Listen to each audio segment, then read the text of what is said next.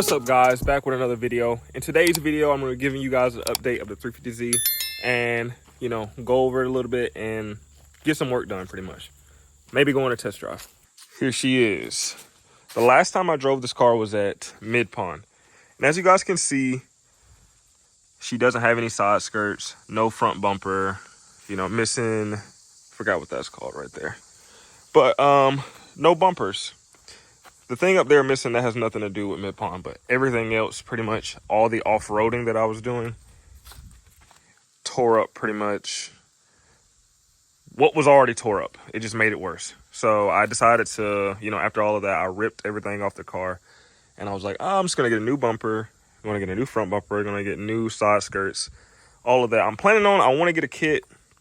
That's the goal. But, so far, the only thing that's been done to this car since Mid-Pond, because it was sitting for a while, got a new door, as you guys can see. We still have to get over fenders for both sides. And what else did we do? I'm gonna pop the hood for you guys. The only other thing that we did was well needed. Obviously, you guys have never really seen the engine, but we just did a tune-up pretty much. I got OEM spark plugs, OEM coil packs, and we put new valve cover gaskets on the 350. Had a leak in it, and I'm sure that attests to majority of the problems that we were having with the car. As well as, you guys can't see it, but my exhaust, it had nothing to do with the cats. The O2 sensors ripped out while we were at Mid-Pond, as well as one of the coil pack connectors, the little thing that clips into the end of the connector, broke off. So that's a big reason with that. Car was running like crap. I've only cranked it up and let it ran for a little bit. It doesn't seem to be running like crap. So before the end of the video, I'm gonna take the car for a test drive. We're gonna drive to Mexico and see how the car handles. But besides that, today, the only thing that we're going to be doing, we got to fix the Heim joints. I'm not sure if you guys noticed that when we were at Mid-Pond, I had some shaking in the steering wheel, and this wheel has a lot more play and movement than it's supposed to have. So we're switching out Heim joints on the front, both sides, as well as the freaking tie rods. Switching out the tie rods on both sides. And then I have wheel bearings for both of the back. Besides that, it's the only thing we're going to be doing today. I may put the bumper that I just got for the back on. I'm going to have to cut that as well. But let's get to it.